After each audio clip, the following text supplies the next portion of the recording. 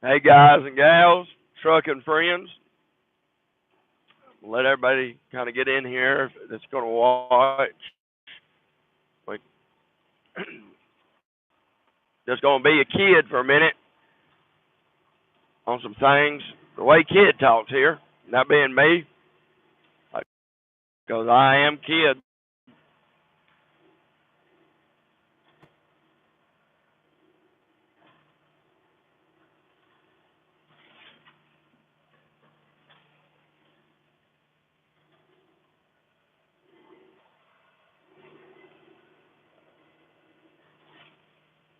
This video is going to be a little different than uh, normal stuff. I already got a like, appreciate it. But it ain't really going to have much to do with trucking at all. And I know I said most of my videos will be about trucking and mechanic stuff. Uh, this right here is going to be just kind of about life in general. It ain't really got much to do with faith or politics, but I was listening to some people gripe on the old talk box earlier. And usually I'll fire it back at them, but I sat there this time and something told me just keep my mouth shut and ears open, just listen. And I listened to the ignorance these drivers was talking about this country and leaders and things they do. And one got on that shutdown. I'm going to make a point to you. My brother serves as a warrant officer, WO3 in the Marine Corps. I was a recruiter for the United States Marine Corps. I've got grandparents that was in the Marine Corps. And I want to make a point to you on this shutdown that happened. That way we're all clear on this and not misguided, because that's what's wrong with our country now is social media, the internet. The way technology is, you could make yourself look like a news broadcaster, decorate your bedroom to look like a news station. And because it's on the internet, you know the saying is true. When the government shuts down, the military still gets paid. In your military contract, since the dawn of America, or America's independence, in your military contract, if they shut down and there's any time that you do not get paid, you don't have to work.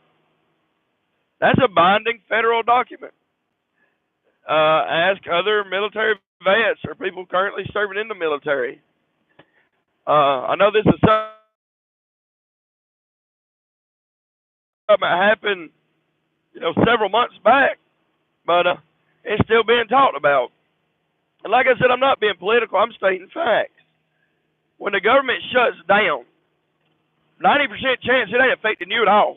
So why gripe and complain about it? Let them. That's their time to fight each other. We're still working. We're still making a living. There ain't no reason to be out here griping and griping about something. If you're out here griping about it on the talk box, when I say talk box, I mean a CB radio or at a truck stop or at a diner or cafe or anything like that, you're just being loud, obnoxious, and blowing hot air around. That's all you're doing. If you want to make a change, go run for office and go up and get in it. And I'm not trying to turn this political. I don't like talking politics, and I don't mean it that way. What I'm saying is, because you hear something or see something or your buddy tells you something, don't take it as fact. Go ask the facts. Go ask the people that's in the military, the police officers, or this, that, and other. Another thing they was complaining about was taxes. Again, this is just our great opportunity to live in what's supposed to be the land of the free and home of the brave, or whatever. Taxes. I'm sure I hadn't filed them yet. I hadn't had time to be off to file them. But I'm sure I'm going to pay in. I take great pleasure in doing it. I don't care where the money goes. And that's what they was talking about. When I pay my taxes, the money is going here to pad their pockets. It's the purpose. It's like paying child support. I got an awesome son I talk about, good man of God. Think if you handpick the kid's actions, attitude, I was heavily blessed. Don't mean that it sounds conceited. God truly blessed me with this baby boy. But my point is, when I pay child support, whatever his mother does with the money, it's the purpose of it. I'm doing what I'm supposed to do. When I'm paying taxes, if they want to put the money in their pocket and retire off of it, that's their business. But it's my right and my duty as an American citizen to pay that. So I'm doing my part. And they was complaining about it, and I just sat there, started getting mad. But I said, you know what? I'm no better than them. If I jump in this argument on this talk box and raise Cain, what am I proving? So I kept my mouth shut for once. And anybody that knows the kid will tell you I usually don't do that. I'm usually up in somebody's face, making a fool of myself at the end of the day.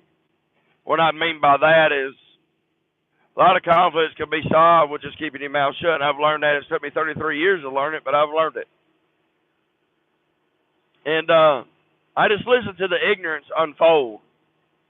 And sat there and just watched this complete ignorance come out of these people's mouths. Even though I couldn't see them, I could hear them.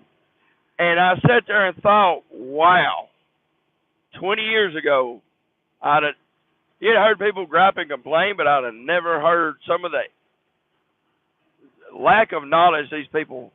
And in trucking, a lot of people that is watching that ain't in it or will watch that ain't in it, don't know nothing about it. We've got some of the best attorneys and politicians you ever met in your life that miss their calling to hear them say it, because they can fix everything and do everything without ever doing anything. When I say like that, Black Smoke Matters trucks and shut down, that's something we're going to do, and we're going to act upon. There's going to be actions done.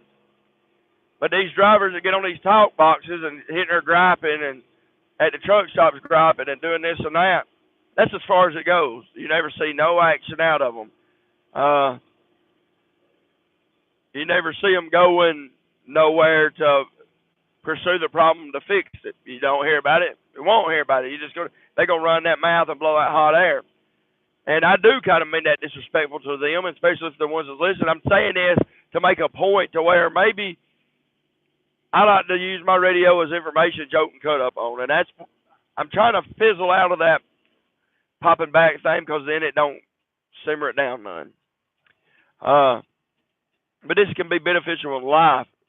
I've said it time and time again. It's something I learned while I was recruiting the Marine Corps. They had a movie that was an actual documentary for the Marines. It's called Ears Open, Eyeballs Click. I mean, shut your mouth, listen, and keep your eyes clicked on what's going on around you, and don't be distracted. And since I've heard that saying, it was on a shirt we had, and we also had shirts that had pain is weakness leaving the body when I was recruiting. I took a lot of that to heart and understood it, and I applied it today, believe it or not. That was back in 2008 when I was recruiting. And here it is, 2019, and it still applies. A lot of that can be done in life. And I learned how to keep my mouth shut today. But the point I'm getting to, I didn't mean to get a little sidetrack on it. We can't fix everything without action. Matter of fact, a lot of times you can fix absolutely nothing without action. One of the greatest quotes I've ever heard in my life, and I use it quite often. You hear it, you'll probably know where it comes from. It says, "Faith without works is dead." If you don't know where that comes from, Google it. Great man said that. Google all the information on that. It'll be something to look at. And but I'm gonna pull in this truck stop, cut your lights off again at the truck stop. When you pull in, I'm gonna go in here and get me something to drink on. I'm headed home. Gonna have me a 3-4 day weekend. But I wanted to go over that a little bit. Don't mean to cut it short. I'm sure I'll be back here in just a few. And yes, I visit pulling the fuel island, but what you don't know, I'm gonna pull all the way through it when this truck moves. I got a buddy of mine running with me from a totally different company that is gonna be behind me. But or I said he was. I don't see him, but I ain't gonna holler at him on the radio. So we got a few more minutes. But what I was getting about on things on life and this, that, and the other is we need to get along. I'll tell you a little bit about my history. I don't mind doing it, kind of a testimony.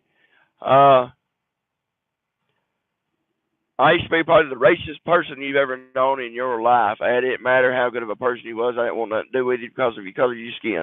That's something I'm dealing with God on. I still struggle with it. I try to speak to everybody and see the human being in everybody because there's ignorance in us all. And to me, that's a blessing. The people that's known me my whole life, or even in the past 15 years, has said something about a change in me. I'm striving for. I'm trying to see the good in the human, not the color or the area they're from.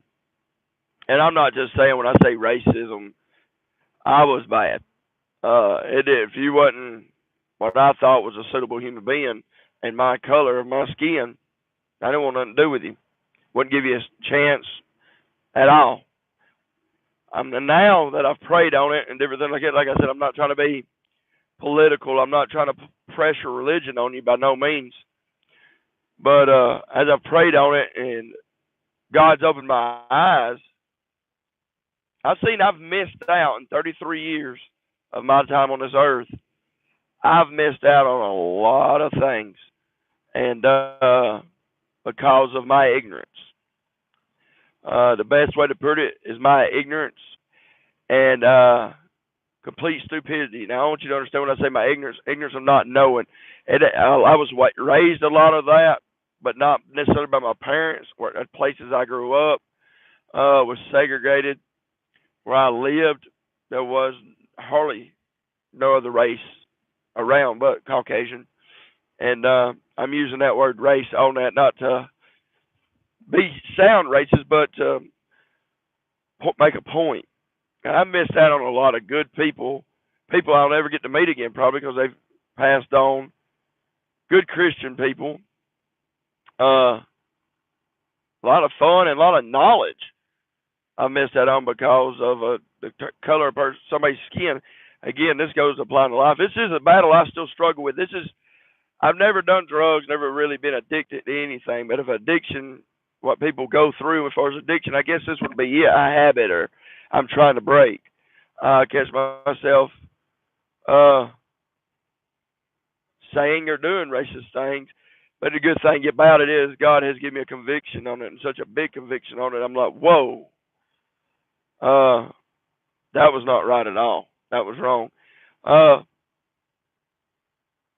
But that's something I work with. Like right now, Target's not getting a lick of fuel. See if I can turn this around on him. Sitting right here in the fuel line and not getting a lick of fuel. Got me in another truck behind. That truck not getting a lick of fuel. Parked here. Now he's rolling. He's been sitting there this whole time since I've been here. Never once got fuel. What I'm going to do, since I've got a driver that's got to get fuel, I just got to walk in and get something to drink. We're running together. Now, I don't see a problem in this at all. While he's getting fuel, I'm going to go in and get something to drink and see if he wants something. And then watch. And when he's done fueling, he ain't got to go into the store. But I'll get his receipt for him and everything like that. That's just common courtesy. He ain't ever asked me to do it, but that's just what I'm going to do for him. That way he can just get his fuel, get his truck. If he wants something to drink, he can get it. We can proceed this. But I'm going to jump over here. I'm sure I'll come back live here shortly. But y'all have a blessed day, and hope God blesses your family. And